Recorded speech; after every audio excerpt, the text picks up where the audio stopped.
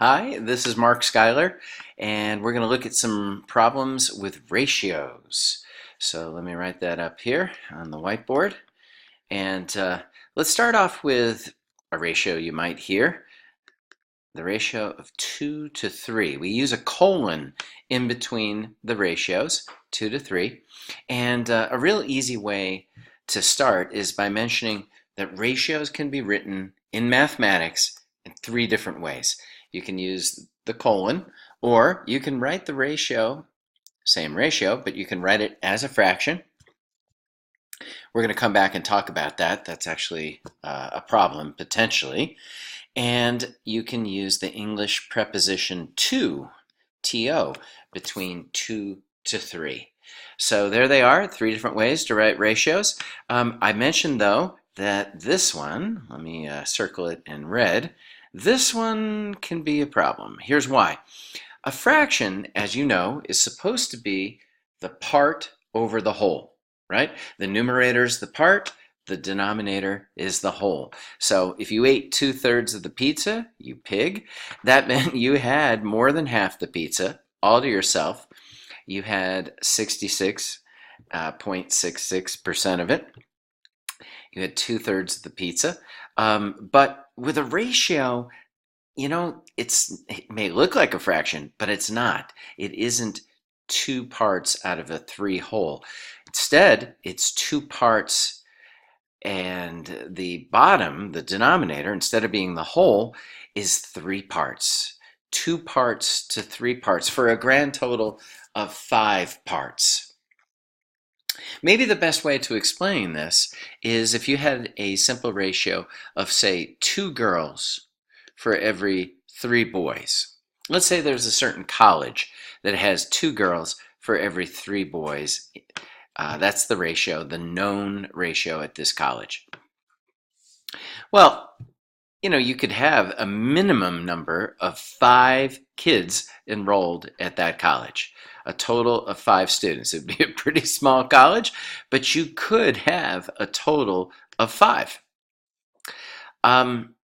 Isn't that funny, though, that we would say that, we could have 10 students at that school because we would double the number of the females, the girls, and the 2 would become a 4.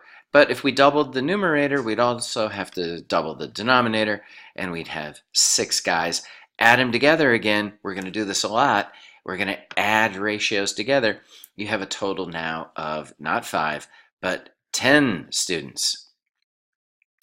So it's interesting. You couldn't have 8 students at this school if there was a known ratio of 2 to 3. Could you have, 17 students? No, it would have to be a multiple of 5. There could be 5 students or 10 students or 15 students. Get it? There can't just be some random number if it's not a multiple of 5, because that is what you get when you sum together the original ratios. So adding together ratios is often the secret to solving standardized test ratio problems. Let me repeat that. Add together the ratios. And what you get is a better idea of what the whole is. Add together ratios. This is the secret. They don't tell you that, but and I don't think your math teachers in school warn you, but this can be extremely helpful. Let's clear this page and let's move on to the next page, and I'll show you what I'm talking about. If you have a triangle, and often the test maker will write a little note underneath, but that is a hideous triangle. What I'm going to do is actually remove that and use the lovely little tool that they give me where I can draw a triangle quickly. So where is that tool? It's over here. There, yay. And let's see, we want this kind of triangle. Much better. Let's change the fill color. Look at that. Now that's professional looking. So let's say you have this triangle and the test maker writes underneath it that obnoxious little thing that they like to write, which is note not drawn to scale. So you can't trust the diagram's angles, you can't trust the lengths of the lines.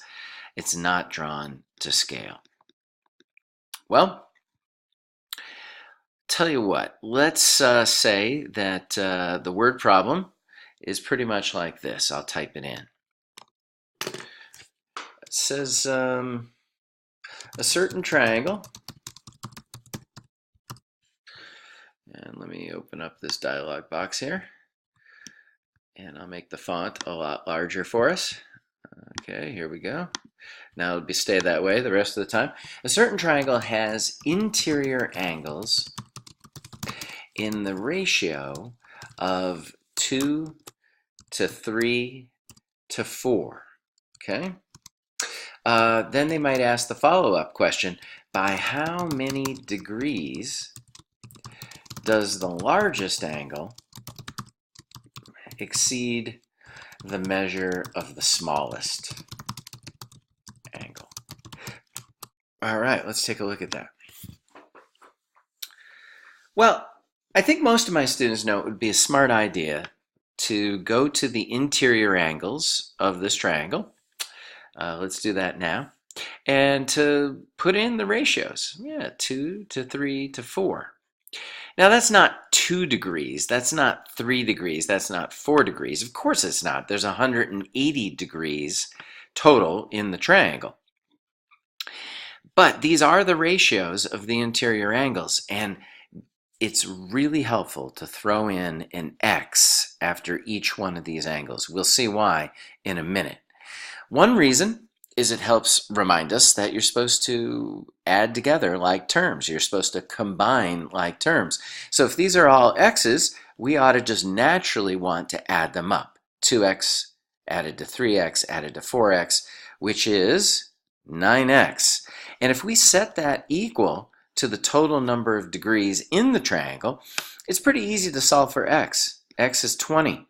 And then you carry it back to each one of the x's in the problem. We're interested in the smallest angle. We're also interested in carrying it back to the largest angle, which would be the 4x angle. If we substitute the 20 into both these places, we'll actually see that the upper angle is 40 degrees and that this angle down here is 80. So we can now answer the question, by how many degrees does the largest angle exceed the measure of the smallest? Well, 80 is 40 degrees larger than 40. Final answer to the question, 40. Hey, that's actually considered a pretty hard ratio problem. Let's take a look at another ratio problem. Here, we might have the test maker. This will be much faster if I type it.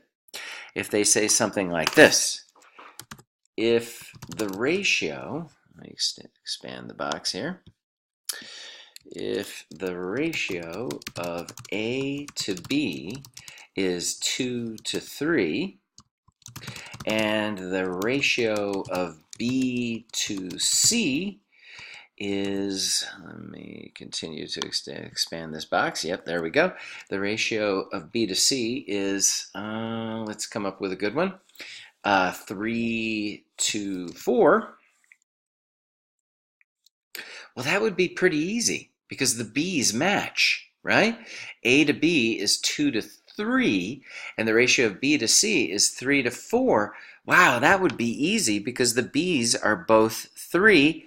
So if I asked you for what is the ratio of A to C, you would just say, well, since the B's match, the ratio of A to C must be 2 to 4. But the SAT is not that nice, nor is the ACT. So they're not going to give you such an easy problem. Instead, expect them to change the B value to something like 4 to 5, where C is the 5. Respectively. They would use that word so you know how to match them up. Here's what they would ask. What's the ratio of A to C? Well, let me get my pen going here. I'm going to change colors. Let's see, what's a nice color for this one? This purple looks good. So what I would do, and what I strongly recommend that you do, is write out the A to B using a colon, and directly underneath, line up the 2 to 3. And then over here, we're going to have the B to C, and we're going to line up directly underneath the 4 to 5. Well, as we discussed, you got to match up the B's. Right now, they're not matched. What number would work as a nice bridge number for these two B values? Well, if you thought of the number 12, you're right. Now, 12 is 4 times larger than 3. So we have to come up with a number that's 4 times larger than 2, which is clearly 8. Now we go over to this side, we look at this B value, and we look at 12. It's 3 times larger than the original 4. So we look for a number that's 3 times larger than the 5. Of course, that's 15. So now we have a bridge.